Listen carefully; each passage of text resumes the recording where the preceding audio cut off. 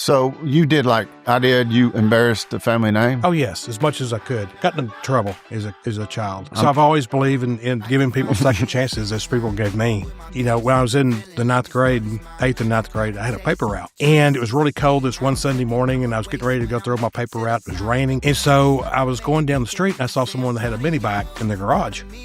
So I tiptoed into the garage, and I got the mini bike, and I took it out to the street. I started it, put my papers on it, went through my paper route, and put the mini bike back in the garage.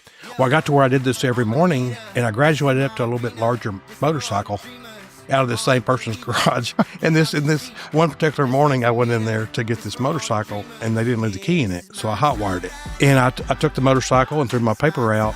Well, because I'd hotwired it, I couldn't take the motorcycle back. Lord, I got in trouble. The police got involved. I did embarrass the family name, but I did it all before I turned 16.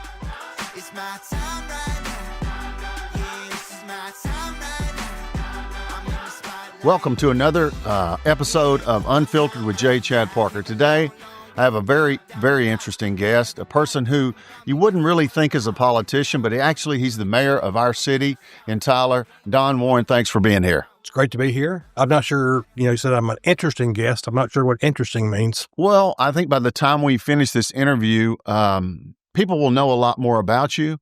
And I think your story, as I've researched it to this point, is pretty interesting.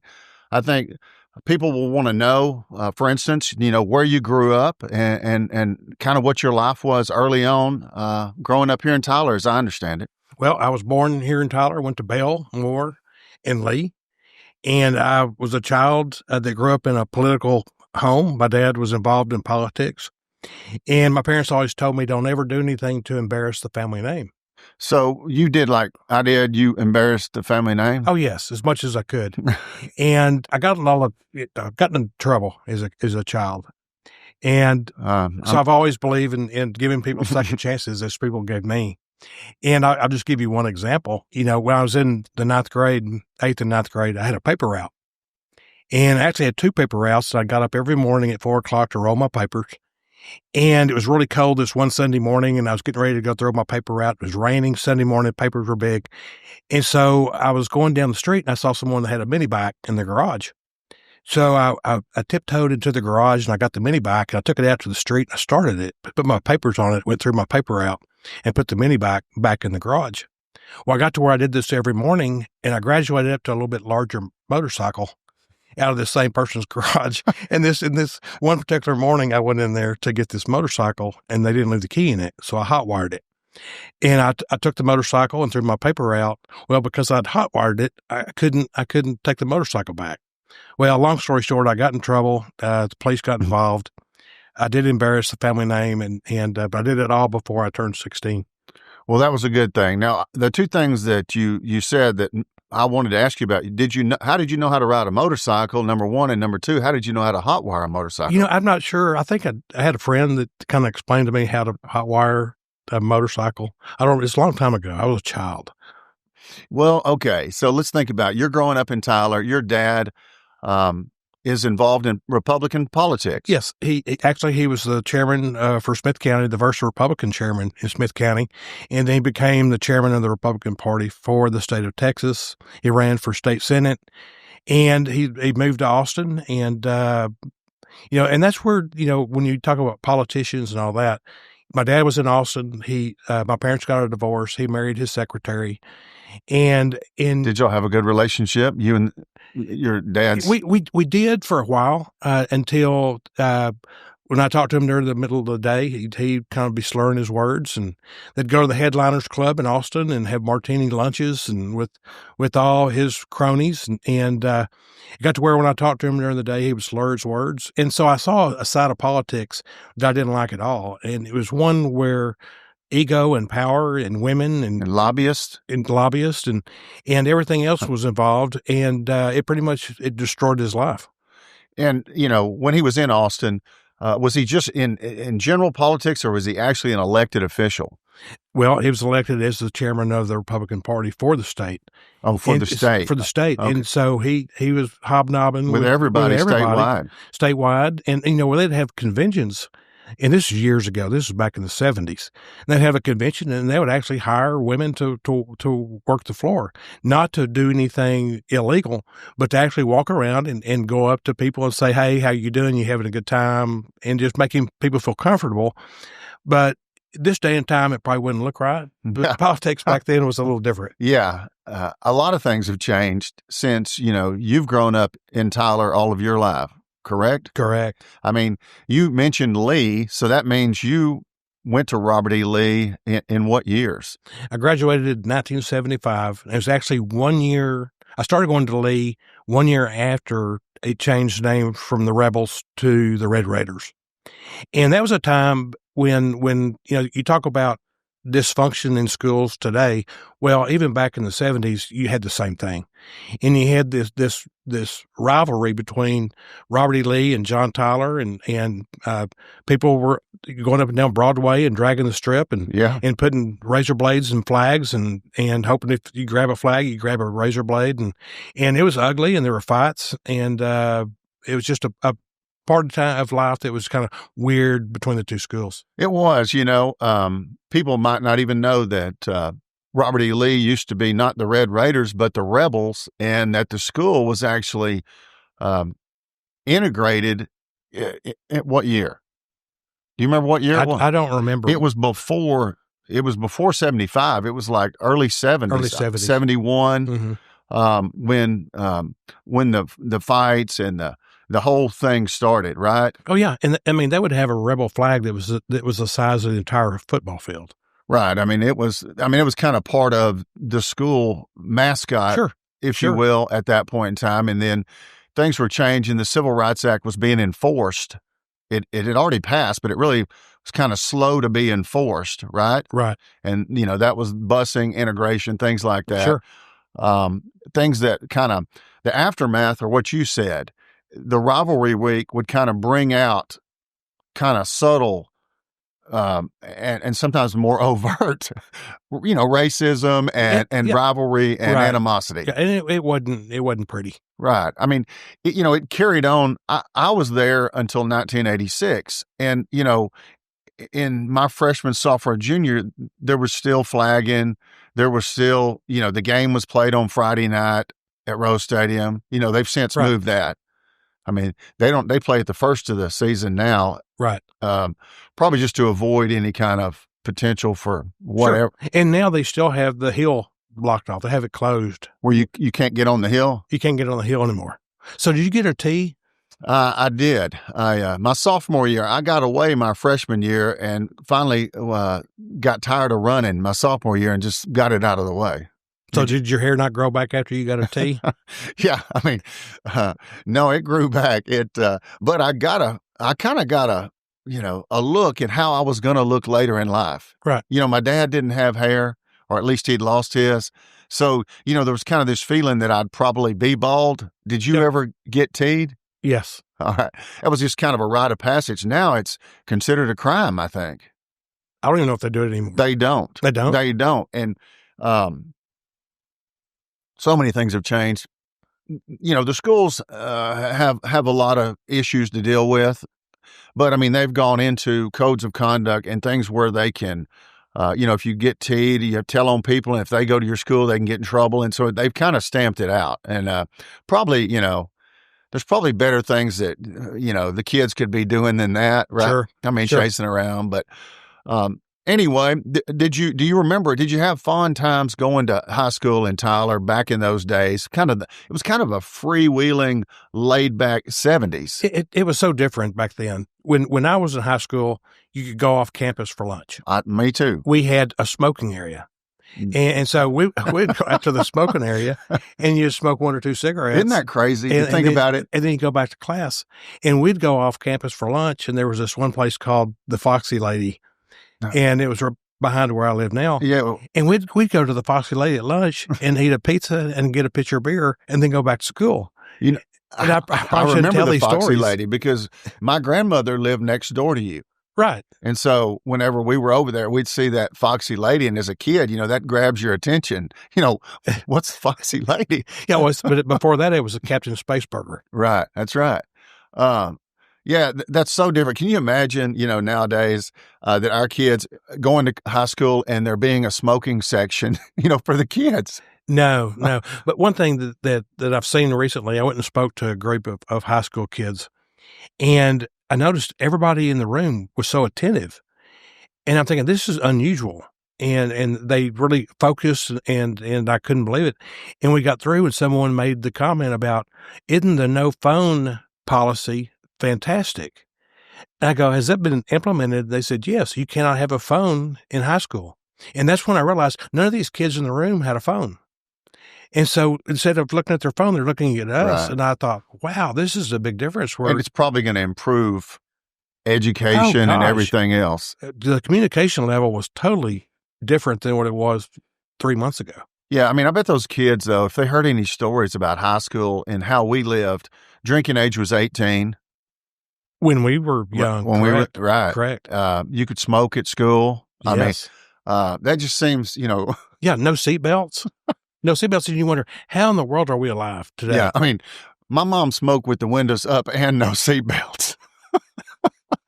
I remember. My mom would be pulled over and taken up by CPS, nowadays. I mean, and we didn't think a thing of it, right? No, I mean, I guess that's why we have a hard time sometimes with younger people seemingly, being kind of soft or being kind of, not as independent maybe as we were, right? Riding your bicycle to the 7-Eleven. Yes, all the time at night. Yeah. Well, okay. Let's take you on. You decided to go to Texas Tech University for college. Yes. Was your dad or your parents, were they happy with that? Did they like that school? They didn't care. They didn't. They just wanted you gone? They wanted me gone. And so a lot of my friends, a lot of people from Tyler. Craig Poole. I knew Craig very well. Roy Lilly, all those guys. And a lot of people from Tyler went to Texas Tech. Yeah, Scott Schaefer. Yes. And my girlfriend at the time, who became my first wife, went there. Both of my daughters have gone there, and now my grandkids are considering going there. So it's just kind of has become a thing. And when I went there, I majored in television and film production. I wanted to become a film producer. I read that. And it never did work out. And I did graduate, and I'm glad I did graduate. But school was kind of it was a struggle the first year, just going from high school to Lubbock, where we didn't study at all. Well, the first year I'm talking about at high school. We didn't study. We did high not. School, but my first year in college, I didn't study either, and it's tougher. It's tougher, and my grades were poor. Were poor the first year, and I was lucky to stay in. And after my first year, I realized I've got to go to school. I've got to go to class. I've got to study. I've got to apply yourself. And I didn't. And, I like I said earlier about the motorcycle, before I turned 17, 18, I got so much out of my system. And part of that includes the first 2 years in college. And ever since then, I finally realized you got to do right. And you got to apply yourself in college. You got to apply yourself in your career, or you're just going to be a mess. And you probably wanted to stay in Lubbock after being there a year. Am I right? Sure. You were enjoying it. Yes. You met some friends. I was in a fraternity and made all kinds of buddies, and it was a good time. So what do you graduate from college? What kind of degree do you have? Well, I went to work for a TV station after graduation because I had the telecommunications degree. Okay. And I went to work for them, and they gave me a quarter over minimum wage because I had a college degree. Where was this? Lubbock. Okay. So Still in Lubbock. And the job you had with them, what was your job there? I was a cameraman. Okay. Making a quarter over minimum wage. Are you holding a camera? Or are you holding? Oh, back then the cameras were the size of a car. I mean, they were just huge. And so it was cold, it was dark. And so I did this every afternoon, during school. And I thought, I don't want to do this. And so there's no money. There's no money in it. And I was fortunate enough, my grandparents paid for my college. And my sister and my brother went to a college that was much more expensive than where I went. Your grandparents, not your parents. My grandparents paid for our college.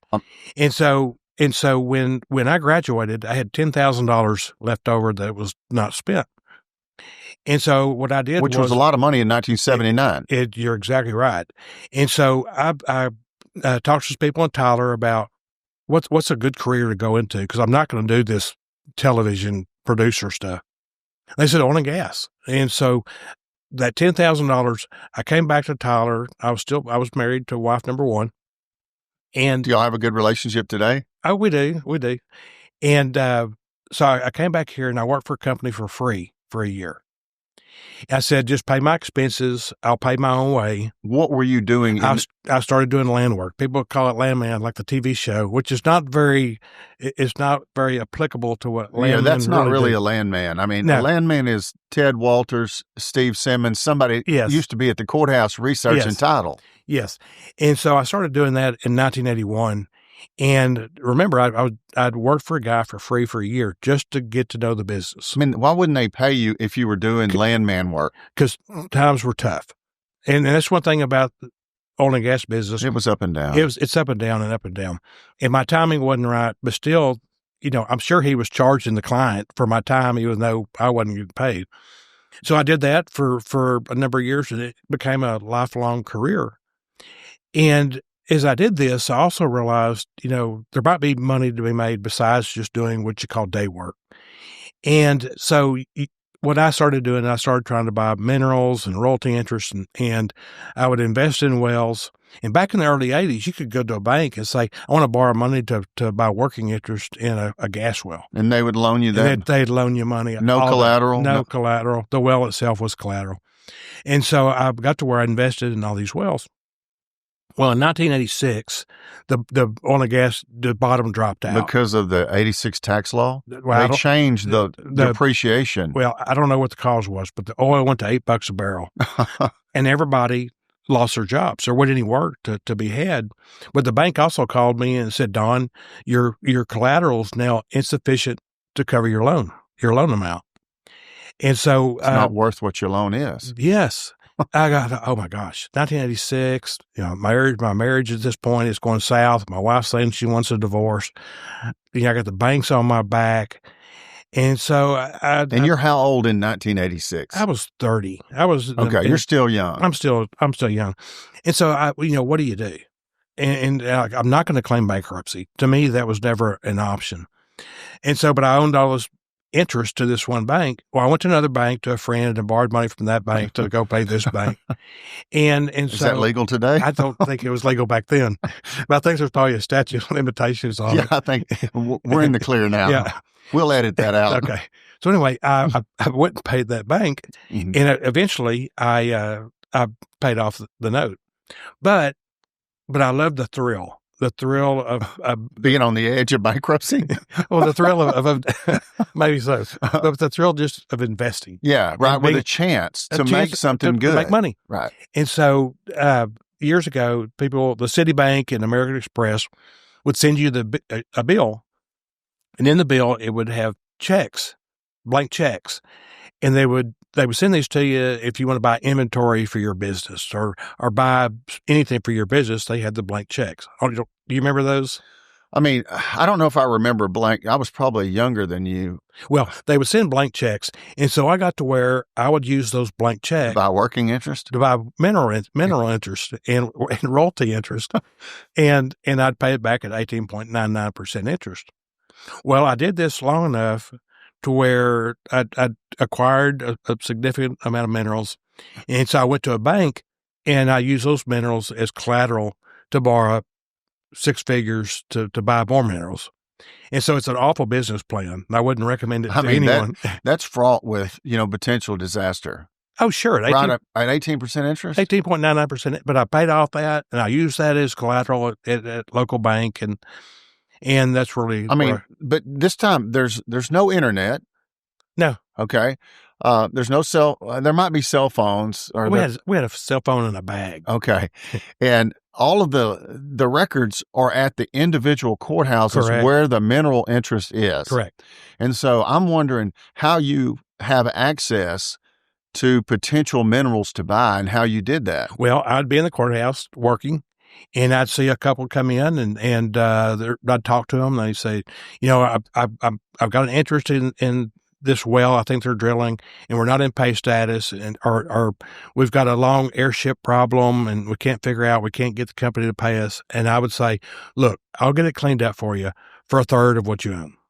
All right, so you do the title work. I would figure out the title work, and I would get them in pay status, and in exchange for getting them in pay status, they would give me a third of their minerals. Before your company that you started in 1994, were you working for someone doing this or on your own? I was on my own. Okay. And I see that, just the history of some of the interviews you've given. 1994 was a company, Lomoco? It's called Lomoco. Right. And it stands for Little O Me Oil Company. All right. I figured there had to be something like that. It's just Little O Me. And the thing that's so good about that is you can make decisions immediately. On the spot. And one of the things that my website always had on there was, if you need cash and cash quick, you come to me and I'll buy your minerals, and we can close in 24 hours. And so I had people that would come to me and say they need money. And so I would go and I'd do the research. And like you said, some of the time there wasn't a lot of internet. And so I'd have to run to the courthouse, do the title work, and make the purchase. Now that business affects all of us. I mean, we get cold calls from people. Your mother has an oil well, do you want to sell the mineral? I mean, how do you compete with that today, or are you pretty much out of it? I don't. It's become too competitive. Right. The prices people pay is too high. And so I quit buying stuff probably in 2008. And when I say 2008, back, I started Lomoco in 94. 2008 was kind of the crash. That was a crash, but it also was the beginning of a new beginning for me. Right. And because prior to that, I was working for a company in Longview. I was an employee. At the same time, I had Lomoco, and they allowed me to buy minerals on the side as long as I didn't buy anything under what the company was drilling. And so I did that for years, and I ran the East Texas division of all the surface operations. What was this company? Samson. Okay, Samson. Okay. Samson out of Tulsa. And I worked for them for years, and we drilled a ton of wells. And we were doing a lot of pipelines, and the work was very intense, a lot of pressure. You don't want to stack a rig and have to pay $10,000 a day. Were you acquiring surface rights for them? Well, for them, I was. We had a group, a lot of people. I was running that part of the company. And we had people that would go out and negotiate damages. Which is the surface damage. Surface damages for a location or for a pipeline. And if things will fall apart, then I would go to negotiate and try to close the deal. Well, when you're going to someone and saying, we want to drill a well in your backyard, will you move your trampoline?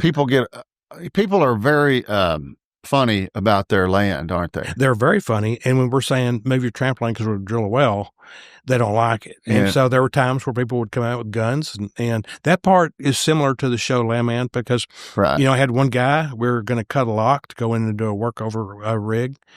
And he goes, I want you to know I'm in my barn and I'm watching you and I've got a 30-06 on your head.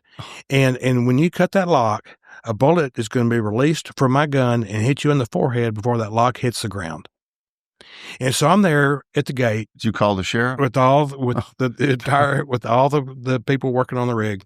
And I got the bolt cutters, and I'm thinking, look at that lock. I'm thinking, do I cut the lock or do I not cut the lock? I look up at the barn, I look at the lock, look at the barn, look at the lock.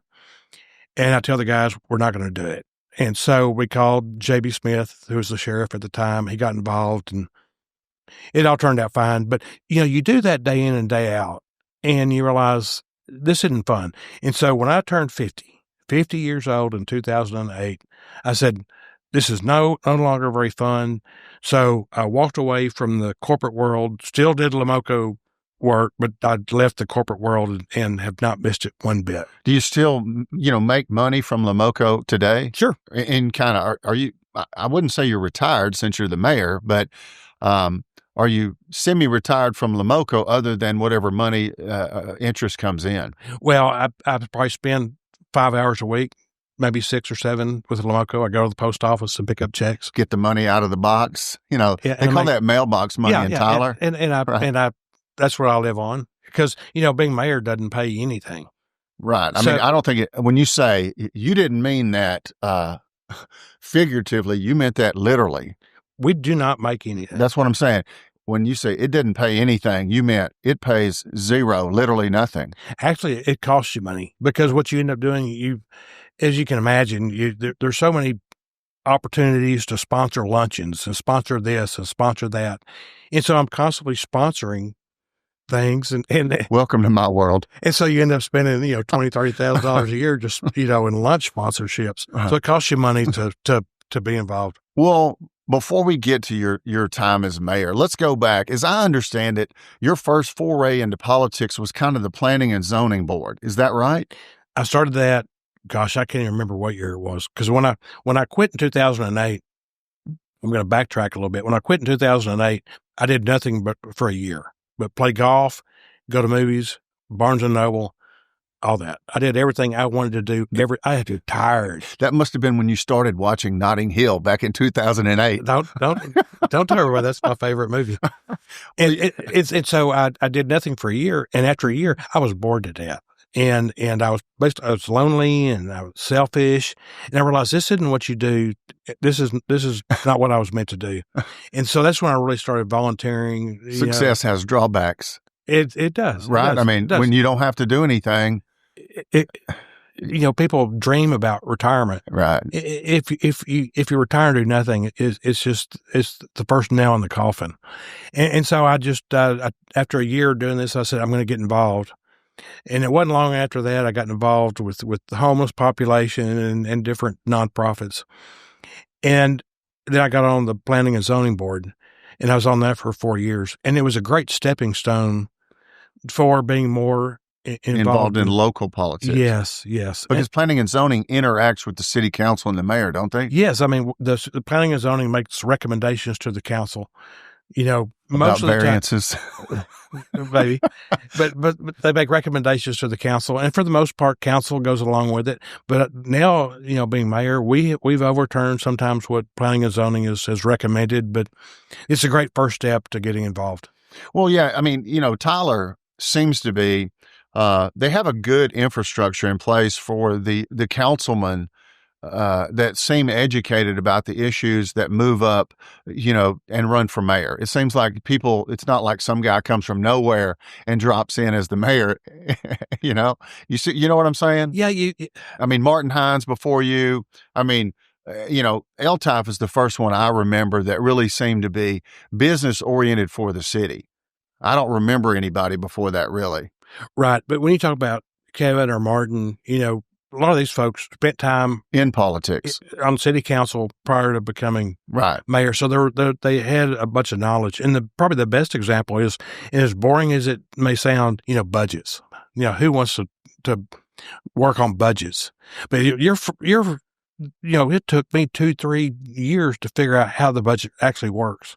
Yeah. I mean, I saw the other day, Tyler's budget is 200 and some odd million, 219, 290. What is it? Like 231 or something. It changes it up and down. Yeah. And I mean, as the mayor, certainly there's got to be people that are providing input about, hey, we've got, this group, these salaries. I mean, there's got to be a bunch of categories of money that you got to decide for, right?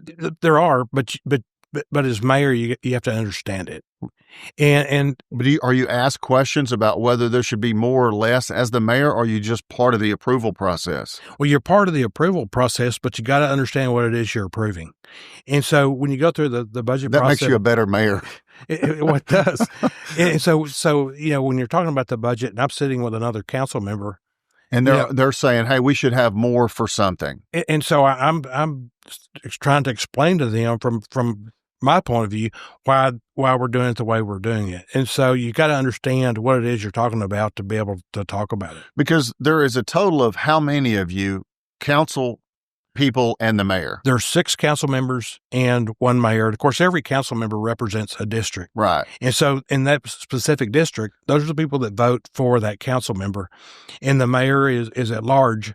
And so everybody in the city votes for the mayor. And so it's a lot of people. And when I ran, it was in November of 2020. So it was the same cycle as the presidential cycle. And 30,000 people voted for the mayor. which is the most, I mean, usually, 2,000, 3,000. And this time it was, 30,000 people that voted. Back to your budget, with there being 7, I'm assuming that always prevents a tie on an issue. Either it's coincidental or it's constructed that way. Well, you don't want to have a tie. I mean, you're right. And so it's either 4-3 or it's unanimous. Most of our votes are unanimous. I noticed that about the city of Tyler. How often I see unanimous decisions on things. And I wonder, is the city running that well, or are people just afraid to voice opposition? No, the city is run well. It's run efficiently. All the department heads, they enjoy their jobs. They love coming to work.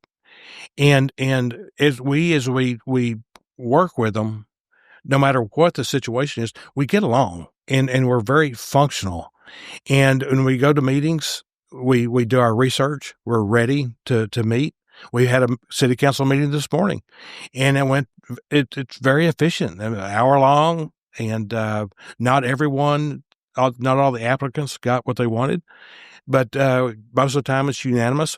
If it's not unanimous and we have a one no vote, it's okay. And right. Some people have priorities in their district that they have to fight for. They have to at least push for, right? And sometimes you might have people that are a no on an otherwise unanimous vote. Yeah, and if someone votes no, that's okay. Right, and that's right. And we leave the council meeting, and there's still a colleague. There's still someone that we work with. We don't, bash them behind their back and say, why in the world did you vote different than me? I mean, that's, what I tell people is we live in a democracy. And if someone doesn't like the way I vote, look, this is the way we're set up. We are a democracy. That's right. And so we all have the right to think the way we want to think and vote the way we want to vote. And sometimes I don't vote like everybody else, and that's okay. The city of Tyler, just when you look at the way the politicians here interact with one another, it seems so different from nationally. Why do you think that is? Well, it's nonpartisan. We don't have Republicans and Democrats on city council. We're just people. Right. And so we don't look at that. And that's a big deal. And there's a lot of respect for one another. And we give each other room to speak, and we're not really judgmental, and it's just run so differently than the federal government. And we're personable, and we have chemistry, and when you take out the Democrat and you take out the Republican and you just got people that are working with one another, it's just people working with people, and that makes all the difference in the world. And it seems to offer, avenues to real solutions that are not blocked by ancillary beefs or party affiliations and things of that nature. Sure. And one of the funnest things about being mayor is you really, you set a vision for your term as mayor. You don't just come in and be mayor and just, walk down the road and, ride in the parades. Yeah, ride in parades. And you really have a vision. And when I came in as mayor, I really had some things I wanted to accomplish. And remember, there's 7 people on council. And when you have a vote, you got to have at least 4 to get a majority. So a lot of times what my role and responsibility is to convince you, if you're on the council, Chad Parker, this is something I really want to accomplish during my term, and things that we've worked on for years, like the conference center. We've talked about doing this conference center forever. And nobody wanted to pull the trigger. How are we going to pay for it? Well, get creative. Remember the check story I told you earlier about how I bought minerals? Uh-huh. Well, we did something for the first time. We leveraged our hotel occupancy tax and used 2% of that to pay back the debt on the conference center. We'd never done it, and it's working fantastic. As a matter of fact, people that come here and pay for their hotels, those are the people that are paying for the conference center. It's not the local taxpayers. Yeah, and, informing people about what the city's doing that's, business savvy is sometimes hard because you don't really have a direct line to everybody. They just hear, you're going to build something that costs $40 or $50 million, and people that are tax hawks are usually watching, right? They are. And the worst thing that we have in society is social media. And it's Facebook and Nextdoor, and I got off Nextdoor, and I got off some of that stuff because I'm not gonna look at it. Have you seen criticism of yourself? Yes. On social media? Yes. Yeah, and I don't like it a bit. No, I mean, I wonder how does that feel, as a politician who's, probably trying to do the best he can with the best intentions, and then people just one-offing on you. Well, I'm human, and so one of the first things you want to do is you want to get on Facebook and you want to respond. Bad idea, especially if you've had a cocktail. Bad idea. Then you just want to get on there and blast them back. I've never done it, but you do this long enough, you do have a little thicker skin. But it doesn't matter. We all have a heart. We all have a brain. They all work hand in hand. Right. And so sometimes it just gets to where is it too much? No. I mean, I can deal with it. It's part of the job, unfortunately, going in, don't you? You do, Chad, but it's the bad part. It is the bad part. And we've had a deal, and you probably heard, in the past for our library. People said you have porn in the library. Right. It might be a classical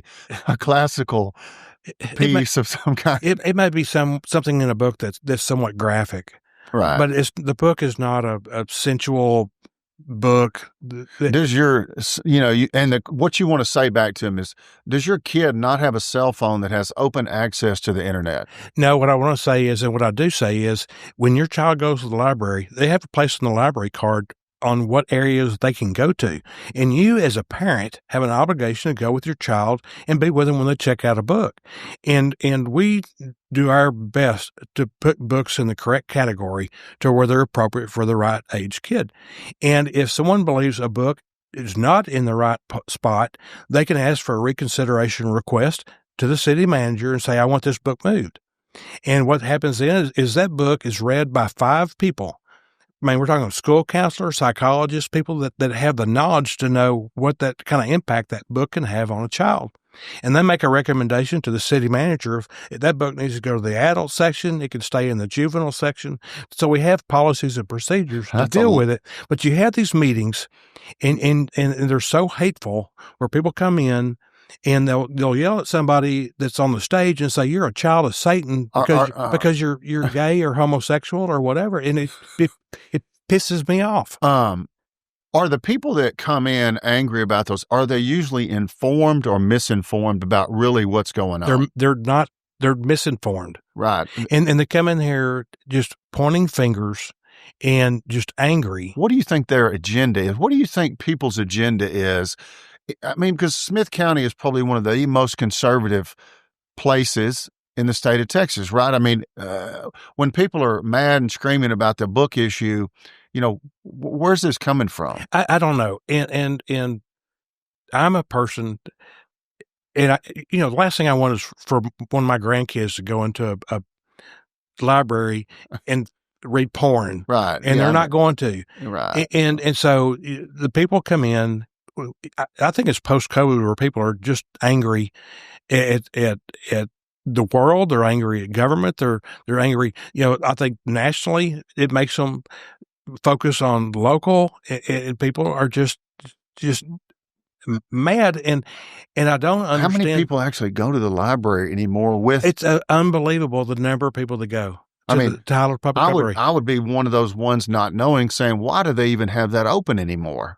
This last summer we issued like 950 library cards. I mean, the number of people that go to the library, because there's a lot more than reading books.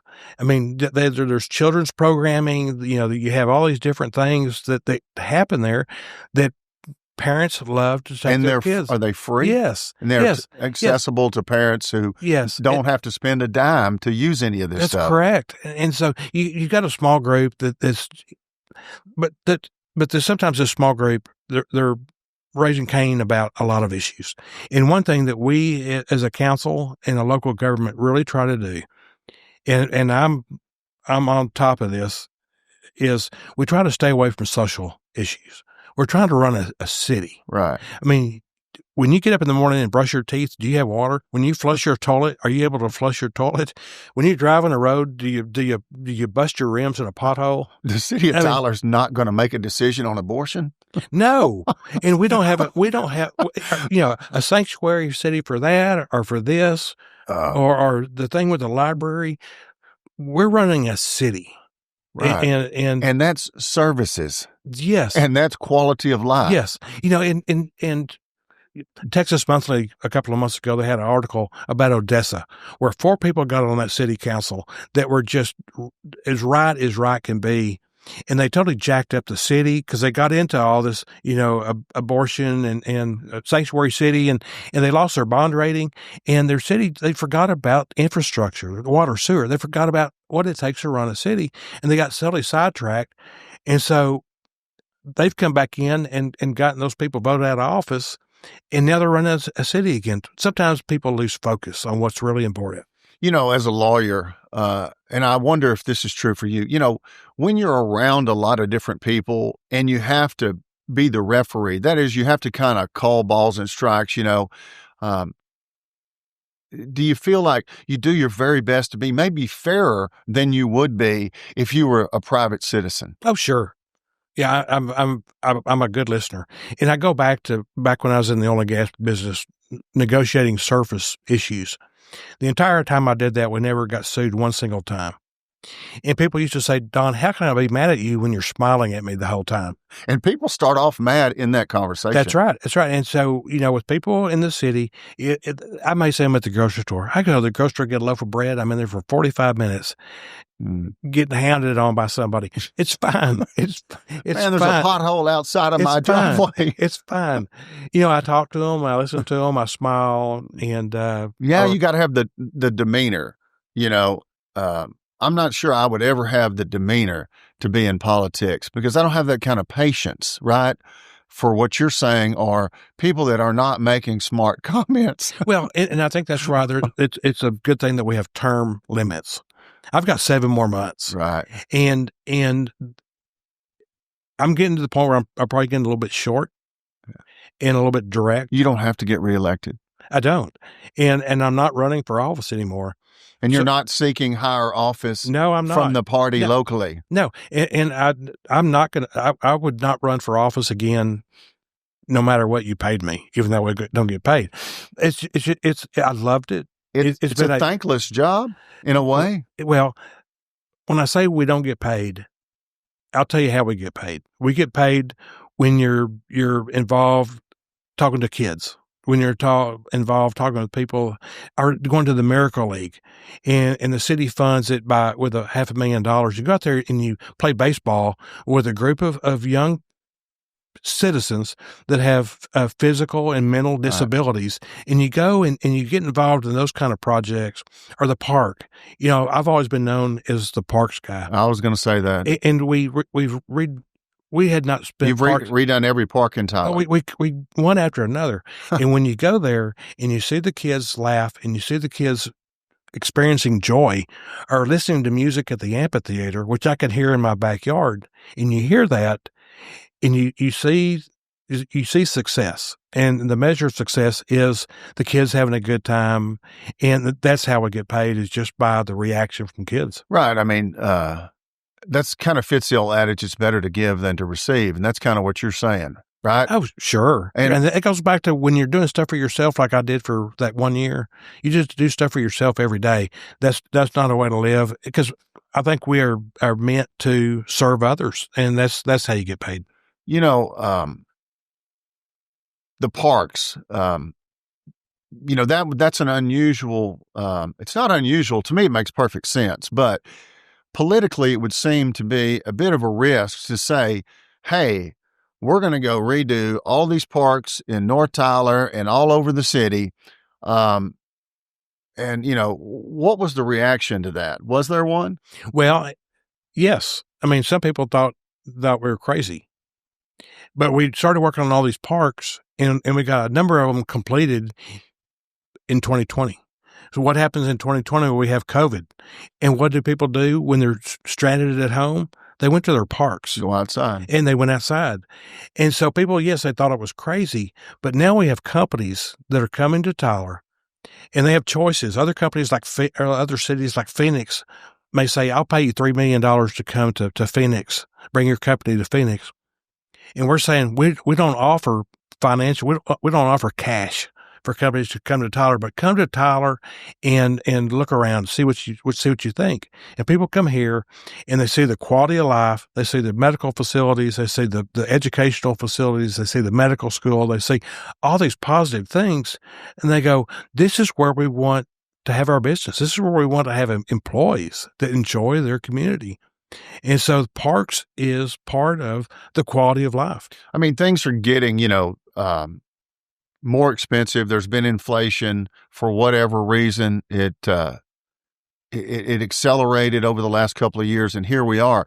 I mean, the parks would seem to be even more important now, and thankfully they were built at this point in time. It's a refuge.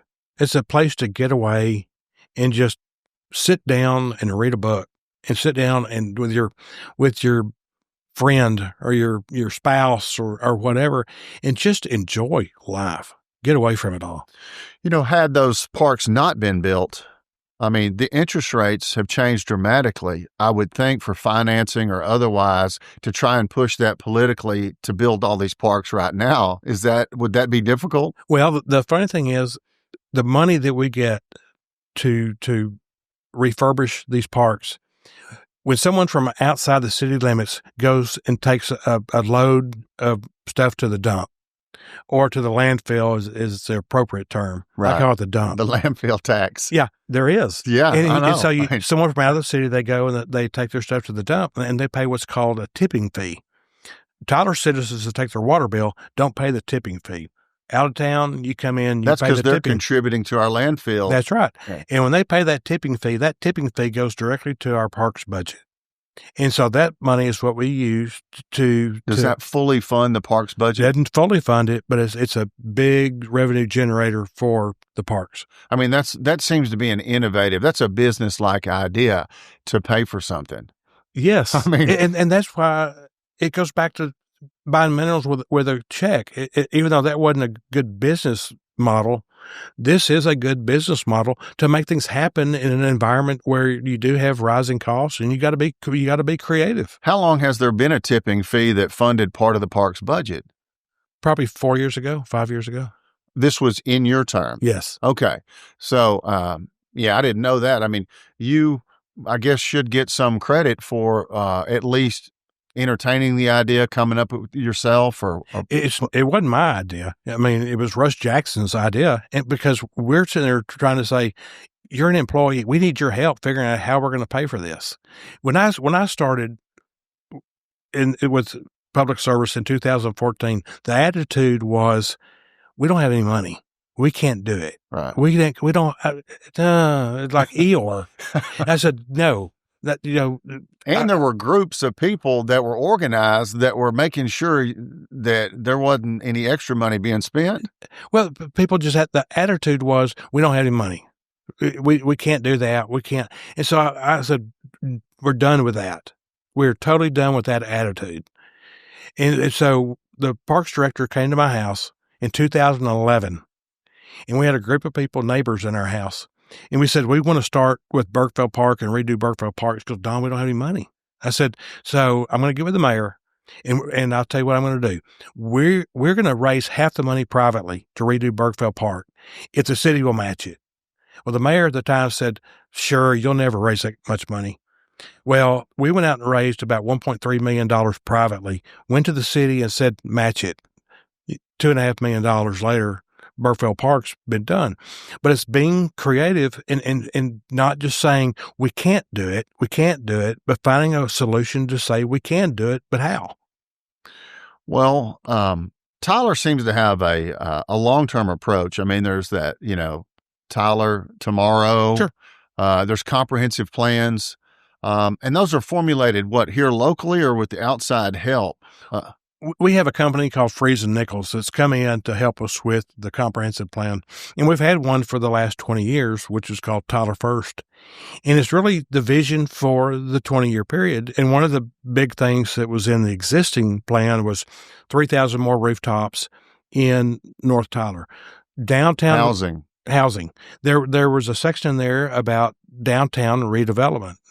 And there was in there about Midtown. What are we going to do about Midtown? And there's things in there about all the different functions in the city of what people wanted to have happen 20 years ago. It was updated every 5 years, but every 5 years it's updated to what the community wants. And so we've had it for 20 years. It's time to put it to bed. So we're starting with Tyler tomorrow, which is the new comprehensive plan. We are talking to people that go to UT Tyler, TJC, people like you and me, but basically young people. What do you want to see in the future of Tyler? And one of the things that we've discussed is what about, you got the railroad tracks that go from downtown. We're spending all that money downtown. You got the medical district, you got TJC, and you got this railroad tracks. Light rail. Can we, is it light rail? I mean, is it a possibility? I don't think it's going to happen in my lifetime, but it's a conversation that started just like Lake Tyler was built, or Lake Palestine. You talk about, you got to build lakes for water for the future. And we're just talking about light rail for the future, because at some point in time, with even our medical district, there are only so many cars that can fit on Beckham. And so, right, and there's no way to really expand that road, is there? No, but if you have a light rail system where people can park out by the loop or somewhere else and take a trolley system into the medical district, is that something that will work? Or do you put a trail next to the railroad tracks and people can ride scooters or bicycles? We're always trying to find alternate modes of transportation, and people in the city of Tyler can be somewhat lazy. And they, we talk about parking at the parking garage and walking to Rick's. Well, that's up a hill. I have to walk up a hill to get to Rick's. But you can go to New York. Is that what you hear? Yes, but you can go to New York City and walk 8 miles a day, and it's fine. But walking one block in Tyler, people don't want to do it. So we're really trying to educate people on mobility, and that's one of the things that'll be in the Tyler tomorrow. Yeah, I saw an article where, the city had spent some money with a company investigating the possibilities and probabilities of light rail. Sure. And I thought, wow, that's do they get pushback by spending that money, even though it seems to be something that should be looked at the way Tyler's growing and as fast as it's growing? Sure. And once again, people, they talk about the money. At the airport, whenever we build a new tower, we're talking about building a new tower out there, or we do runway work. It's most of that's federally funded, a 90-10 split with the city paying 10%. So when you start looking at how do you fund light rail, is government funding grants, and you try to get. It's not all city money being raised. The city doesn't have the money to spend on redoing the railroad. I mean, we still have to deal with Union Pacific. You have to do dual tracks at different places, and so yes, it would require some federal funding. I hadn't really asked you about this, but the first time you ran for office, that would be as a city councilman. Sure. Right? And when you decided to run for that seat, why did you decide to run for that seat?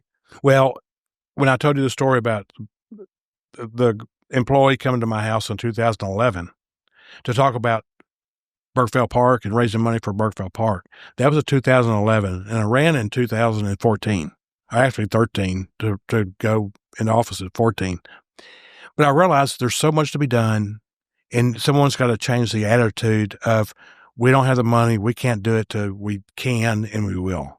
So that was my entry point of, there's a lot that can be done. And when I decided to run for mayor at the end of the council, there's more to be done. I'm not through, and there's more to be done. And I'll say this, never in my life is a kid, adult, no matter what I was doing, did I ever have the desire to be the mayor, to be the mayor of Tyler, Texas? Never. And I believe that about you, just knowing you and talking to you as I have. But when you first entered for that council seat, were there any challengers, or was this just kind of a thing where people had come to you and they were, "Hey, Don, we got this seat waiting on you"? No, I had a challenger, and in the Republican primary. Well, remember, we don't. Oh yeah, it's nonpartisan. But it was a guy here in town, and he ran a extremely difficult race, and he was going door to door in my neighborhood. It was a Hispanic guy, nice guy. Difficult race meaning it was negative towards you? No, there wasn't negative, but he was working hard. Okay, he was working. He was grassrooting you. He was going to win this thing, and I thought, I mean, I door to door. I mean, I started going door to door, and I'd go to somebody's door, and they'd be watching the Cowboy game. Their dog starts barking. You got them off the couch, and they're not happy. All right. And so I said, I'm not going to do this door to door stuff. So what do you do? Well, I found 900 people that had voted every campaign in that District 4, and I wrote every single one of them a personal letter. Every single one of them is, personal with a pen. Not a form letter that changed the word from Jim to Sally? Dear Chad, I appreciate what you do in the community. I'm going to be running for city council for District 4. Please let me know if there's anything you want to know, and I'll come by and visit with you. I'd change every one of them up. But I did 900 and had so many people call me up and say, are these legit? Did you really? And so that made more of an impact than going door to door. But I think I think people that are running for office now need to have the attitude is, I'm behind. I better step it up a notch, because if you have the attitude of I'm in the lead or I'm the front runner, I think it could bite you. Okay, so you win. You serve 3 terms on the city council. Sure, and your term limited there, right? You've kind of gotten to know everybody, including the other council members. Who was the mayor at the time? Are you kind of the heir apparent at this point to become the mayor? Or is there really a contest? Well, there was a contest. When I started running for mayor, there were 2 other guys running for mayor. And that were considered of your same political leaning? Well, one guy ran every 2 years just because he never raised a dime, but he ran every 2 years. I saw that guy when I did some research. This guy was a confessed socialist, right? Well, I think he said that in his. I didn't call him that. I saw that he was saying that, and I noticed every 2 years he was popping up. Yeah, and so he was in the picture, but I wasn't that concerned about him. But there was another guy that is actually running for mayor again now. Is that Kerry Nix or somebody? John Nix, yeah. And so when we ran in 2020, we first got our first finance campaign reports. And back then the paper was better about covering local politics. Right, you'd see who donated money. Yes, you could see who donated money and how much. And so the first reporting period, I'd raised $45,000, and the other candidate had raised $2,500. It's very important to fundraise big starting off, right? You want to build a war chest. You want the other guy to think he's not going to be able to keep up. Yeah, and the other candidate, it was for other reasons or not, ended up backing out of the campaign. So you just walked in. Well, the bad thing is this is where having an election in November is a negative, because when you have you had straight Democratic ticket voters that were voting against you just by punching a one ticket? Well, what you have is on the ballot, the first person in each category is always the Republican. So you had Republican, Democrat, all the way down the ballot. And then you get to the city part of the ballot, which is on the same ballot. And Joe Rando had pulled the number 1 slot. You draw for numbers. So if they went all number one, Joe got 10,000 votes. There's no way. And people give me grief about that, but he got 10,000 votes to my 20,000 votes. And luckily people were informed voters, and right. I won. You had good name recognition in Tyler, probably. At that point. I hoped so. All right. So you walk in, you're the mayor.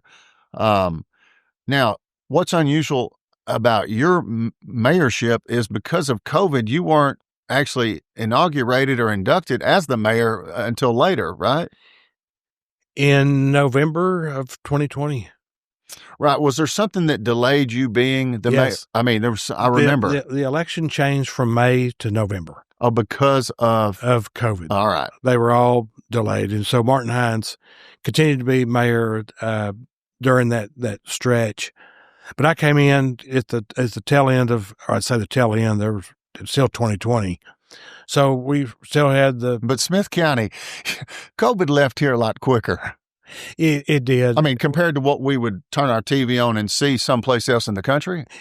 Right. And we met a lot back at that point with the EOC, the Emergency Operations Command with Chief Coble and Nathaniel Moran. Was he involved in this? I would see him on television back then. And so we'd meet, at some point every day, sometimes 3 times a week. And you talk about the local numbers, the number of deaths and all that.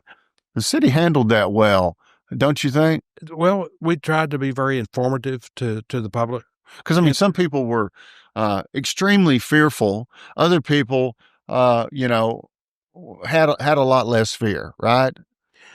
Right. I mean, that's a very divergent group of people who could be scared to death, and the other people think, "Hey, why are you bothering me at all?" Right. Well, but we had the tools there if people wanted it. And at Harvey Hall, that was still there at the time, we offered it to George Roberts at Net Health. And so that's where they had their long lines of people to go get their vaccine. And so we worked with Net Health and people just worked with one another. And then after that, we had Winter Storm Uri, which was in February. You talking about the ice? Yes. The ice storm? Yes. Where we had -8 for that was interesting, to have lived in Tyler my entire life. To see a foot of ice, all over the city, it paralyzed the city. And one thing I really remember about it more than anything was it went from tragedy. Nobody died during that storm, but it went from tragedy and a tragic event to people helping each other. And the churches donating water and people donating generators, and Brookshire donating a generator to a nursing home that lost their power, and people were worried they were going to freeze to death. So I saw a change in just mentality of people of really wanting to help one another instead of just complaining. Tyler does seem to be a city that really supports philanthropy. And helping their neighbor and people being involved in a lot of things compared to some places, don't you think? I totally agree. The amount of giving here is tremendous. The philanthropy is tremendous, and it makes a difference. We have over 1,000 nonprofits in this region, and it's a lot to be supported. But the people support the ones that they want to support, and it works. I mean, that's what you have to do. I mean, personally, I am a huge PATH fan because, what the government can't do, PATH attempts to do, right? On a level of food pantry, you can come get groceries twice a month. We'll help you with rent. I mean, things that are just, it's overwhelming. The need. Have you seen that need grow since you've been the mayor? Yes. And I got to share one quick story about PATH. We live right by Bergfeld Park, and there was a girl that lived in her car at the park. And she would go to a local gym and pay her $35 a month, but that's where she went to go shower, and she'd work out and socialize. But it cost her $35 for a place for her to clean up. But she still lived in her car with her animals. And so this went on for months, and summertime was approaching, and my wife's saying, "It's going to get hot. It's going to get hot, and those animals are going to be in her car." So I got with all these different agencies about who can take this girl in. With these animals. Nobody would take her. You know who took her? PATH. And PATH put her in one of their transitional homes, and she lived there for several years and ended up having some mental issues and moved out. But PATH was the only option. And so I'm with you 100% about PATH. I mean, the people that work as volunteers, the stories that they hear, the people, because they can only do so much. Right. And just imagine a city like Tyler, if we basically evaporated all the nonprofits and it was just people living and just the government, what do you think that city would look like? We rely on the nonprofits. One thing that the city of Tyler does not do as a government is we don't pick and choose what nonprofits to support. And we did a while back. We used to give money to Bethesda and to Path and all these different ones. We've pulled back because our job is not to fund nonprofits. It's to fund services and so forth. And so we rely on the nonprofits to do their own fundraising, and they do a phenomenal job. Yeah, I mean, you mentioned Bethesda. That's affordable health care essentially from a nonprofit, right? Sure. I mean, but you sound like a guy who you mentioned this earlier, has made mistakes, has gotten second chances, and has an empathy for people who are down on their luck along those lines. Am I right? Is that how you are? Yes. And I've told my wife, when I'm done in 7 months, what's my next journey going to be? I haven't figured it out, but I wouldn't mind someday writing a book, and the book would be about second chances. And because whether you're young or old, we all make mistakes. And we all do stupid things. That's right. And sometimes incarceration is that rehabilitation. What's the right answer to things? Sometimes that makes them worse. Well, and I'll just tell you one other real quick story. When I was in California, Buddy and I went out there one summer in college, and stupid us, we had a bunch of pot in the car, and we had it rolled up in joints. Was it legal? In California? No. This was the 70s. People were going to prison for pot. Yeah, I mean, JB was after them. Yeah, and so we had all these joints rolled up in this car, and we got stopped by the Hollywood police. And he found the pot in the car, and he came back and he goes, tear up those joints. And so the guys were sitting there tearing up the joints, and the wind's just blowing that pot into the gutter. And he goes, I'm going to let you boys go. And I go, why? He looked at me and he goes, if I put you in the LA County jail, you will be dead by 7 a.m. You'll be dead. I promise you, you will be dead. You don't belong here. Get out of here and don't come back. And I wish today I could find that man and say, thank you for giving me a second chance. I became the mayor of the city of Tyler, Texas. It's because you gave me a second chance. Yeah, I mean, at the time, you probably didn't realize that the magnitude of what that person was doing. I mean, he was looking out for you because he knew something about the environment that you were in that you didn't know. Sure. And that's a great story. But, your approach, I remember your phrase, Tyler for all, the parks. I don't remember another politician and I was born and raised here, that, tried to signal to the community that you were interested in everybody that was here. I mean, in spite of the politics that, kind of keeps you in certain lanes. Do you feel that way? I mean, you're becoming unrestrained now, but for the last couple of elections, Well, and you're right. My slogan has been for all of Tyler, right? And it's something that I've really meant. I go to churches, the black churches in North Tyler, and they're just fun as could be. And I get there and I say, I wish I could take some of that excitement and take it to my own church. And so it doesn't matter what segment of the city you go to or you interact with, everybody's got so many positive things in their culture and their families. And I mean, we're all people, right? We're all people. I mean, I've seen you, obviously you and I, have ridden in the Juneteenth parade, a few years in a row, where I've seen you, right? And, I have more candy than you do. Yeah. I was about to say, that's a pretty welcoming experience, except if you don't have any candy. Correct. And you have to have candy all the way to the end of the parade. Yeah. I mean, Border or whatever that last street is, I mean, you've got a plan for Border, right? I mean, that last leg. Sure. Yeah. I mean, they'll let you have it. They'll let you have it. I enjoy doing that. All I can think about, and I wonder as a mayor, if you think these types of things, we're over there early morning, whenever the Juneteenth parade is scheduled. We're on the other side of Martin Luther King Boulevard, and the rest of the city has no idea how many people come out early, set up shop to be a part of that parade. I mean, it's phenomenal, and there are so many people, and people go, "You really have to go do that parade?" No, I don't have to. I want to, and it's so fun. And the thing that's so weird, being mayor, is these little kids come up to you and say, "Hey, can I have my picture with you?" Yeah. I'm thinking, why do you want your picture? I'm just a guy. I put my pants on just like you do, but I love interacting with kids from all over the community. But the kids in that parade are so fun.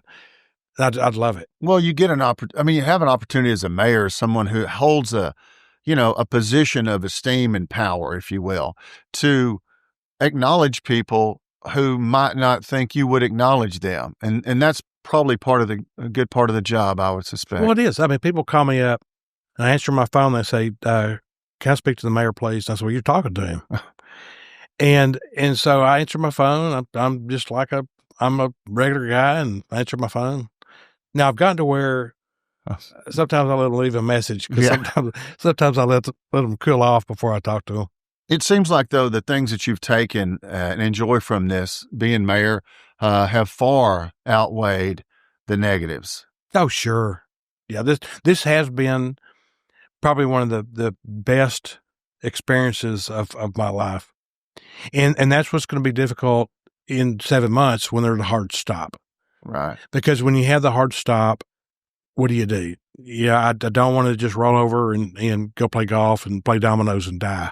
I want to continue to contribute in some form or fashion, and I'm working on that. What is my next journey going to be, and I'll figure it out. Well, if someone wanted to know, what it was like to be Don Warren as a mayor, and the most often heard criticism would be what? When somebody gets to you, when somebody says something to you, what's the most often criticism that you hear? Things that people complain about the most? Probably there's not one specific What thing. What are the big three? Traffic, water bills. At one point, it was bike stripes. People got all bent out of shape. But that's temporary. Okay, that's not a real one. But traffic, water bills are high. Right. And they're going to continue to be high. And we're spending $280 million on our sewer system, mandated by the federal government. We don't have a choice. All right. But when you have a little old lady that are personally, the water bill goes up by $30, and that makes an impact. Right. I mean, she's on a fixed income. Yeah, and it goes up $30, and I don't like that. Right. But I don't have the money to pay her bill for her. But that's reality. Yeah, and that's part of the hard reality of, making sure there's services, like you said, making sure there's a shower to be had, water. Yeah. Would you say that the city fell behind, before your term in the past in projecting infrastructure for the city? Well, everything has to be maintained, no matter your house, your car, right. Everything. It deteriorates. It deteriorates, and that is it's just been a long running thing here where there hadn't been enough maintenance on the system. And we had some sanitary overflows where sewer went into some creeks. The federal government got involved, and now we're doing a 10-year consent decree. We're replacing basically all of our entire sewer system in the city. And it's expensive. When you say sewer system, what would you tell somebody listening? When you say that, what do you mean they're replacing the sewer system? Every pipe and manhole, when you flush your toilet, that waste has to go to one of two plants, west side or south side treatment plant. And it gets there through all these piping. Where are the two plants? One is at Golden Road? No, that's fresh water. Okay. Well, Southside Treatment Plant is on Cumberland Road, and West Side's out Stop by the airport. stink. Stop the stink. Have you seen that? Yes. Do you think I've seen that? Yes. And so we've had to redo all of our piping, and we're all constantly have to update the south side and west side. And so it's nothing sexy. It's nothing fun. It just costs money and has to be done. Yes. And there's no choice because the federal government, you're saying, mandates that this has to be done. And if you didn't do it, what would be the consequence? We got a $500,000 fine. All right. More fines. All right. You can't be paying $500,000 fines. Yeah, that's significant.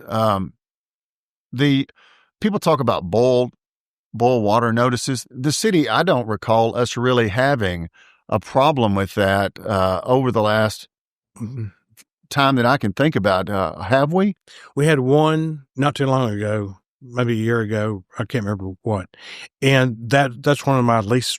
When that happens, I hate it. And just last week, our Lake Palestine water treatment plant went down. Is that just a breakdown in the pumps or the equipment? The water flooded the basement in there. It got into the electronics. And then fried it. And so it's down. So you got two water treatment plants. You got Palestine and Golden Road. Well, all of a sudden, Palestine's down. So you're down to Golden Road that was built in the 1950s that's supplying 100% of the city's water.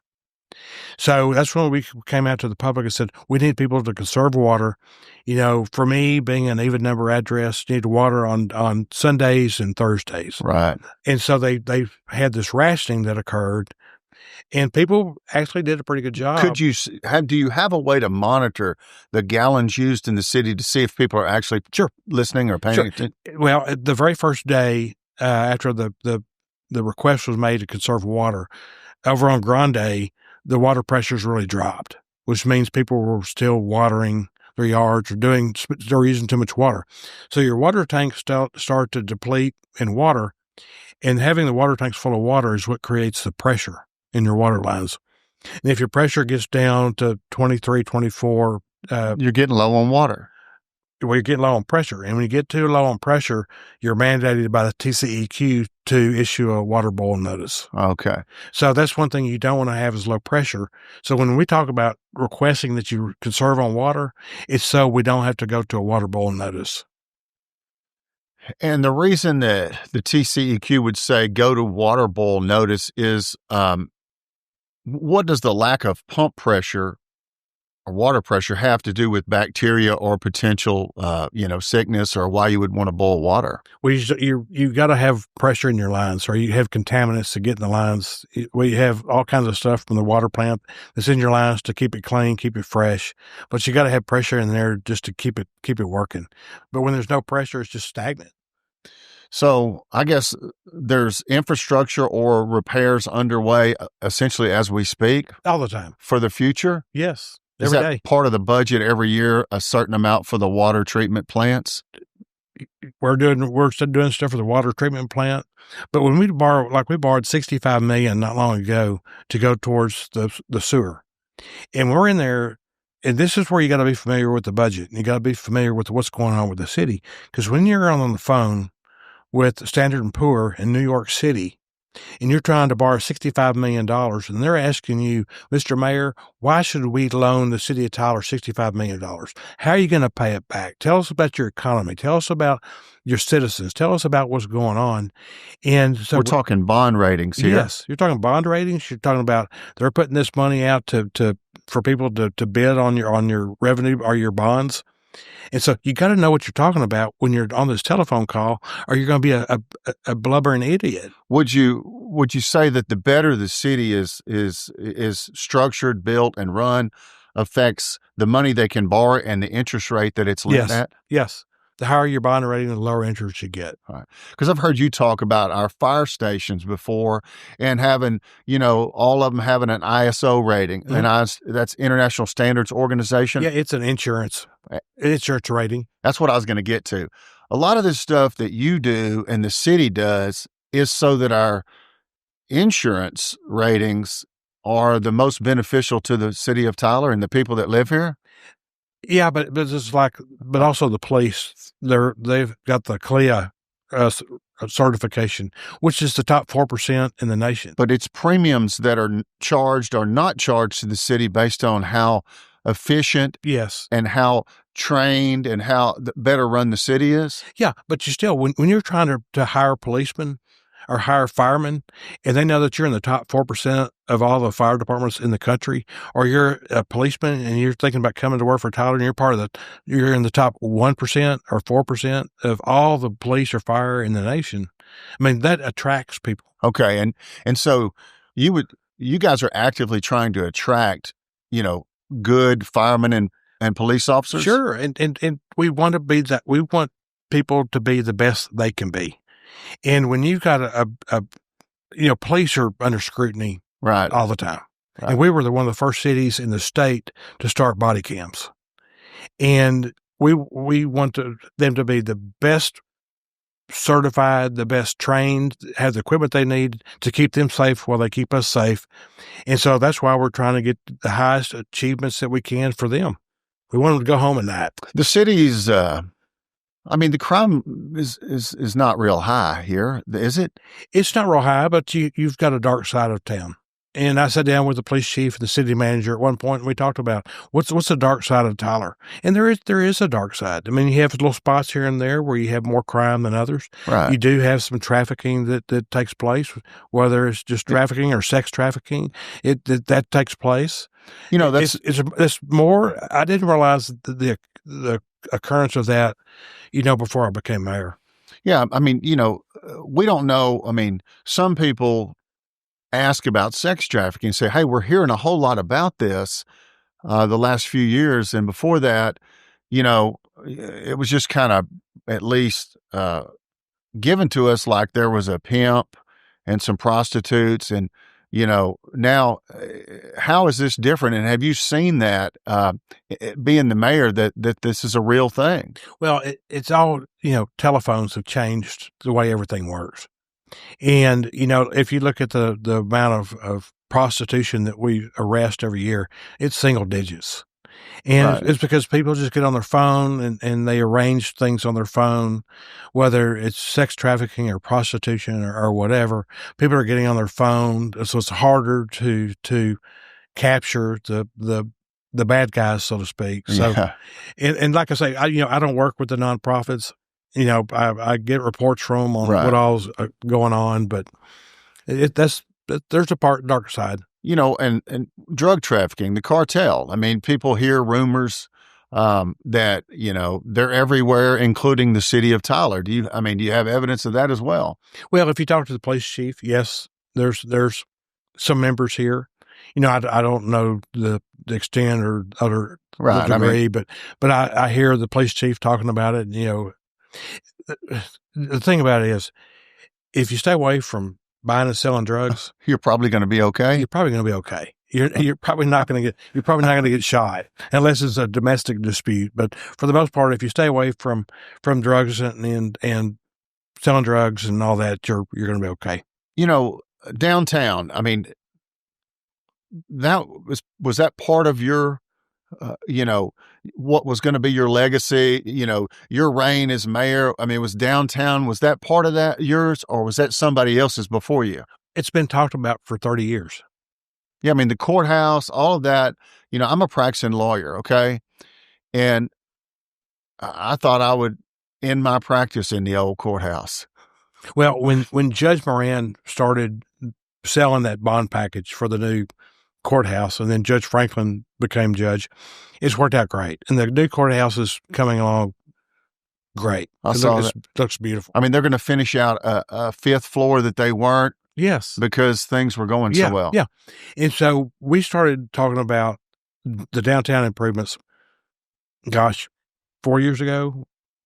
It's been changing the streets, the way they came in. Changing the streets, doing two-way streets, putting in the roundabouts, which has been very controversial. I was about to say. It's been controversial. Have you been getting pushback from people that just don't want any change? Sure. People hate change, but people will adapt. They will adapt. And I'm not going to be swayed by a small group of people that don't like change. When you hire professionals and you've hired professionals to do a traffic study of what happens when you take Broadway down to 2 lanes, what's going to happen? These guys go out and they figure it out. They're going to go to Beckham. They're going to go to Palace. They're going to go to college, and they're going to go to Bodart. These streets now will be two-way. They won't be one-way. So you're going to be able to get in and get out just like you were.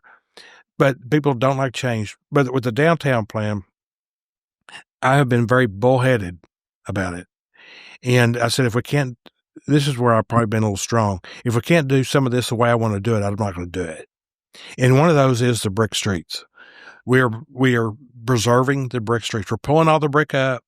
We'll put a new concrete surface under them after we replace the infrastructure, and the bricks are going back down. Would you say that's efficient in the modern age to, hold on to the brick streets in that way? It's part of our heritage. It's our culture. It's who we are. And the bricks, you think about downtown, the bricks are laid on their side. The rest of Tyler, they're laid flat. They're on those sides all the way around College, Ferguson, Irwin, Spring. They're on their side. And that goes back to the days of horse and buggy, the carriages, as they're making the turns. The bricks are on their sides so they stay in place and stay strong. And so this goes back to over 100 years with these brick streets. And I've had people say, just pull them up and asphalt it. That's not who we are. I live on a brick street. I mean, it's part of yeah, you do. It's part of who we are. So I've been adamant. We're going to have some replacement brick in the intersections, but that straightaways will be the original brick. I mean, have you found support generally with that position on the council? Oh, yes. I mean, or were some council people saying, hey, why are we doing this? Why don't we just, get new streets, that type of thing? I've gotten some pushback, but I've been pretty persuasive. Well, Tyler places importance on the history. I mean, there's the historical society, mm-hmm. There's the preservation of some of the houses in the Azalea district around there that the city seems to make a priority.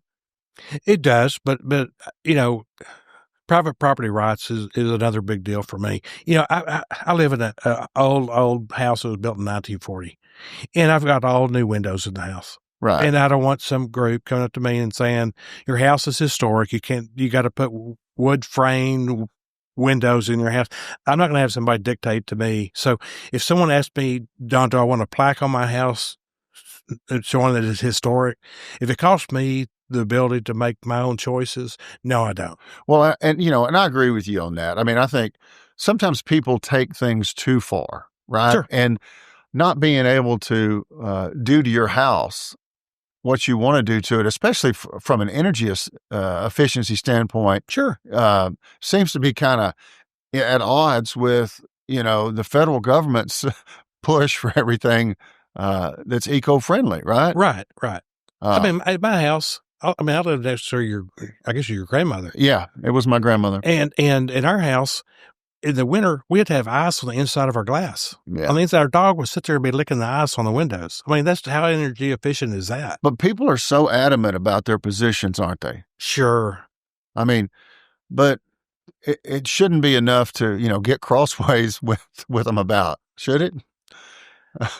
It's hard not to. Well, 7 more months, I'm not going to worry about it. Yeah, no, I know. I mean, I'm sure, you're a human being, like you said, and your patience must be wearing thin. Because you've been in the job for how long now? With planning and zoning, council, and mayor, it'll be a total of 16 years. And your stint as the mayor, the top of the pyramid has been how long? Has this been? A total of 6 years. Okay. The courthouse is going to get finished and the downtown is going to be nice. I mean, that's what it looks like is happening. Do you feel like that this is a good thing that's been done? It's fabulous. And it's going to be a destination for people that not only live here, but people that come to Tyler. The new hotel, Valencia, someone had come to me 3 years ago and said, Don, you need to call Valencia and see if they'll come to Tyler. So I called them up, cold called them. Is this a hotel group of some kind? Hotel group in Houston. And I called them up and I talked to this guy that I was given his name. And I say, my name's Don Warren, I'm the mayor in Tyler, and we want you to come to Tyler and see if you want to put a hotel here. Well, he goes, well, I can't turn down an invitation from the mayor. So a small group came up here And we met at Fitzpatrick Architects. We talked about the kind of the downtown plan, and we walked through the plaza lobby to go to Prime 102 to have dinner. All these kids are in there studying, and you have all these young people drinking, people at Trevine having a beer or having coffee or Andy's custard.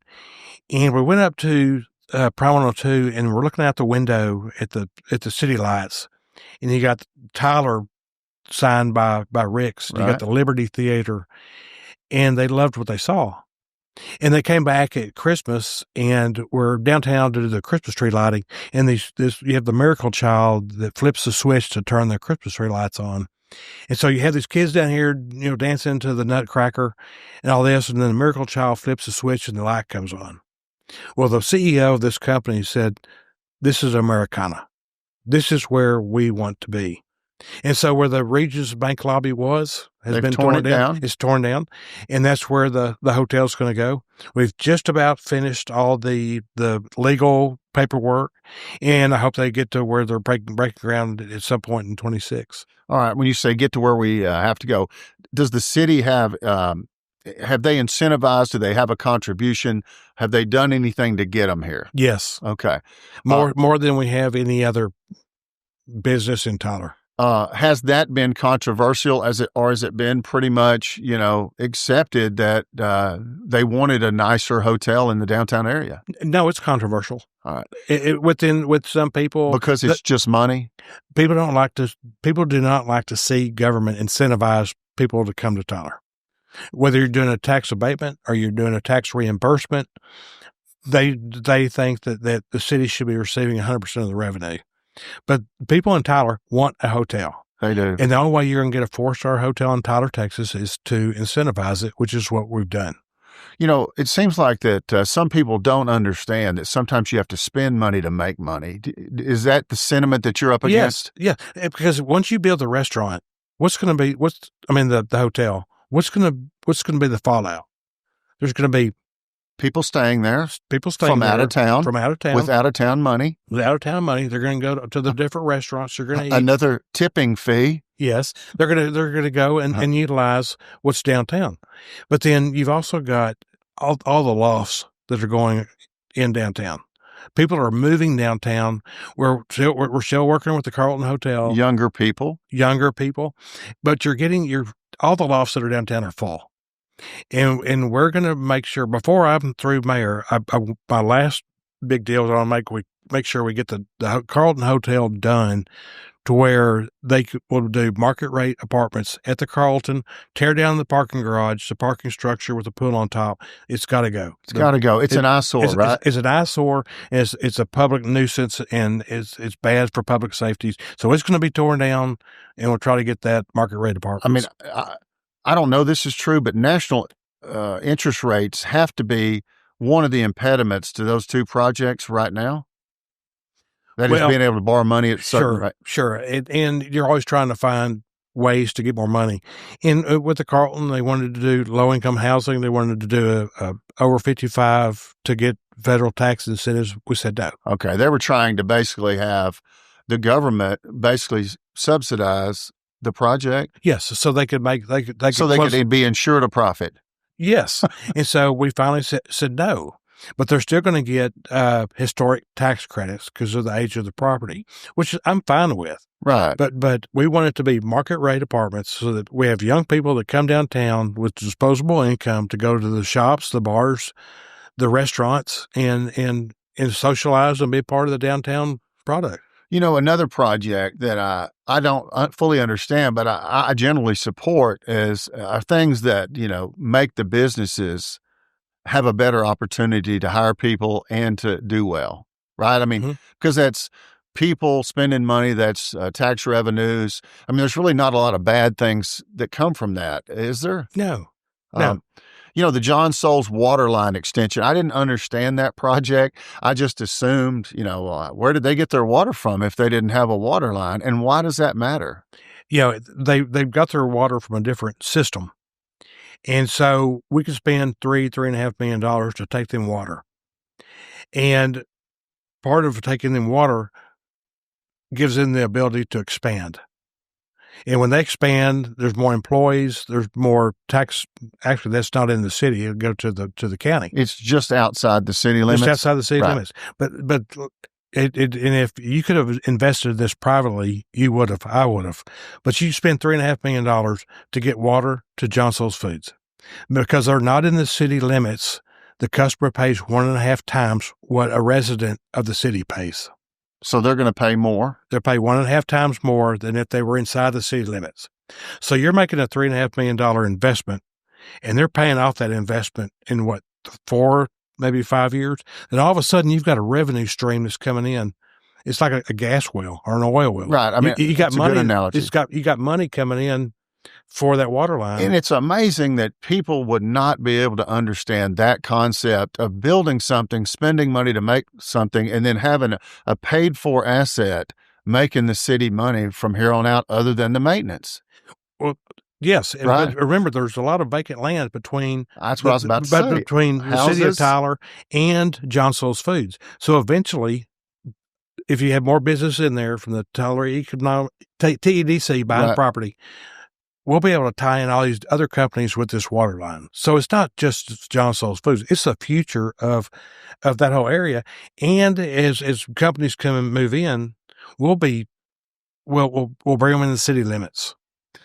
Also, the incentives that the city gives sometimes, those eventually go away, don't they? I mean, it's not like you've given up, whatever you've offered them forever, right? No, the incentives for the hotel are for 10 years. You want them to come here. You think it's going to, sometimes, improving the quality of life has to be part of the goal of government, doesn't it? Yes. It cannot simply be just dollars and cents no matter what, right? That means there wouldn't be any emergency services, or they'd be much, much less, if we just said, if it doesn't make money, we're not doing it. Well, you got to grow your city. And you got to give people, to a certain degree, what they want. And people want a full-service 4-star hotel in Tyler, and this is the only way to get it. Yeah, people want a Bass Pro Shop. Right. The Bass Pro Shop said, we'll come there, but we need to have this incentive, which it's a short-term incentive, but it got on here. And there's a lot of people that work out there. Yes. Right? Oh, yeah. Yes. And, Gander Mountain was just an empty building sitting out there. Yep. It's kind of like the old Goodyear and what's going on out there, right? That was an empty, the tire plant. Yep. It sounds like there's some pretty good people either with the city or with the Tyler Economic Development Council. Oh, sure. And that's I talk about chemistry, and you talk about Judge Franklin, and you talk about Scott Martinez with TEDC. I've heard a lot of good things about him. He's great. And then you talk about city manager Ed Broussard and me. We work so closely together. And it's not always been that way where the county and the city have a close relationship. Because there's a bit of a rivalry for tax revenues, right? Yeah, but there's... they don't have as many as you do. Yeah, but what we've done is we collaborate, we get along, and we try to make it work for everybody. So Judge Franklin and I, we get along great. We both want to do stuff for each other, and I hope the next mayor continues to have the chemistry and the relationships that I've had. Well, the downtown collaboration was you and Judge Franklin working together because of the county had certain say over things, didn't they? Sure, they own the square. And we don't, but we wanted to improve downtown. So we had to work an agreement with the county, a use agreement to be able to maintain the square. Now, when we got COVID funds back in 2020, we got $22 million in ARPA funds. And so we earmarked $10.7 million of that to go towards the downtown project. So it's not just half-cent sales tax dollars, it's actually money left over from COVID that's helping pay for the downtown project. I remember Kevin Eltoff when he proposed the half-cent sales tax, and the same people were, poo-pooing it, right? Mm-hmm. Tell people what projects, that minuscule little tax has funded for this city over the last 20 years. You think about Grande, you think about Cumberland Road, you think about fire station number 1, fire station number 4. We're about to do fire station number 2, which will replace that fire station with half-cent sales tax money. And the list goes on and on. We did Cambridge Road. We've got all these roads, and now we're doing what's called the South Tyler Mobility Study, where we're going to be doing all kinds of roads over the next 10, 20 years in South Tyler to go parallel to Broadway to take some of the pressure off Broadway. So money will be spent from that half-cent fund to go towards those projects as well. And so am I right that the half-cent sales tax is a Tyler, not necessarily a county, but just the city of Tyler tax? City of Tyler tax only. So that would mean that anybody who came into Tyler and bought anything from, Lindale, White House, Dallas, wherever, they would be essentially helping us to fund the improvements in our city. Sure. And when people come into Bass Pro Shop, we gave them an incentive of 1 cent, which means we still have the other half cent that people pay. So we incentivize Bass Pro Shop for 7 years. They get that 1 penny back. We still get the half cent that goes to the city. So we're still making money, even though we gave them an incentive. I mean, that's going to continue to be, a money maker, I guess, along with the water line extension. Sure. Are there other things that you can think of that during your time that y'all have done that will eventually be revenue streams like those type of things? Those are the main ones. I'm sure there's some others, but we've done a lot of creative thinking, and that's just how you change the attitude. Well, before we close, I want to ask you about something that's funny, which I really didn't know about, was Shorty the squirrel. What's the deal with Shorty the squirrel? Well, Shorty the squirrel was born in 1948 and died in 1963, which would make Shorty 14 years old. And Shorty used to go downtown, and people just like you and me would go down and go to the bank or barber shop, and we'd sit in our benches and we'd have nuts in our pockets. And Shorty would come and sit on everybody's shoulder and would reach down and get the nuts out of their pockets. Now, if you went downtown and you sat at the bench and you had no nuts in your pockets, Shorty would chatter and wouldn't be very happy with you. But Shorty became known as the beggar. And so everybody went downtown, and they made plans and made trips to go downtown just to feed Shorty the squirrel. Well, legend has it that at the end of Shorty's life, they weren't sure if Shorty was electrocuted by the power lines, run over by a car, or as Paul Harvey said, did Shorty just wake up dead? So there's been, on Paul Harvey, there's all kinds of accounts about Shorty the squirrel. I have a T-shirt. Is there going to be a monument downtown? Yes, there is. It'll be privately funded. All right. So Shorty the squirrel's a big deal. Now, our city manager, Ed Broussard, said, I've Googled it, and squirrels don't live over 5 years. So I don't know how Shorty could have lived for 14 years. And I tell Ed, I said, it's not just about Shorty, it's about folklore. It's about more of the history. And so we are going to have a bronze Shorty on the square that kids can take their picture. There'll be a QR code so they can do the QR code and hear the story of Shorty. History of the story of Shorty the squirrel.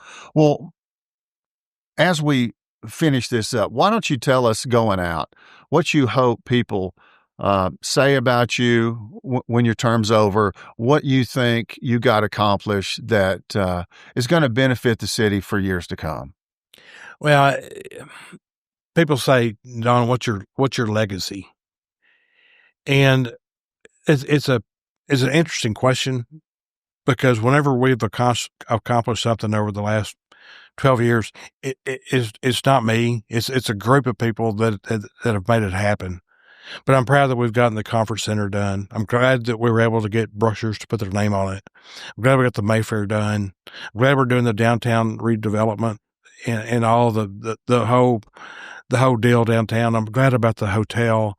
I'm glad about progress. There's excitement. There is the city. excitement. When something gets accomplished or built, it feels like the city is going in the right direction. Well, and that's what is so exciting is the attitude of the employees is great. The attitude of citizens, they're seeing things change. And some people say, well, we don't want it to change. We don't want Tyler to become too big. But I think overall, we're moving in the right direction. We're going with a great momentum and a lot of positivity. And so I put all that as, I'm excited about all that. But I hope one thing when people think of me, say when I'm dead and gone, probably my biggest deal, and it probably goes back to the winter storms and all kinds of things, is really just love thy neighbor and respect thy neighbor and allow people to think differently and don't judge just because someone's different. Don't judge because someone may be different if they're gay or they're straight or they're smart or they're not, or Right. I want people just to be accepting and love one another and to help each other, and I think probably that's more important to me than a structure. I mean, Tyler seems especially, somewhat open-minded and somewhat non-open-minded, if you know what I'm saying. Sure. I mean, there's kind of a love of all things Tyler and people that are a part of Tyler and have been a Tyler. You've probably experienced that in your lifetime being here, right? Yeah, just people can be cruel. Right. That's unfortunate, but your legacy, to me as an onlooker, and not because I knew you, but not because I'm here to say or ask anything that's nice about you, but it always struck me at how much you genuinely seemed to care about being the mayor and making sure everybody felt like they were included, and not just kind of a powerful or a wealthier set. You know what I'm saying? And if that's what you were up to, I think you accomplished it. And I'm glad you have been our mayor, and I appreciate you for coming on this show. Chad, it's been great. Thanks for having me. Hey, my pleasure. Okay. Thanks.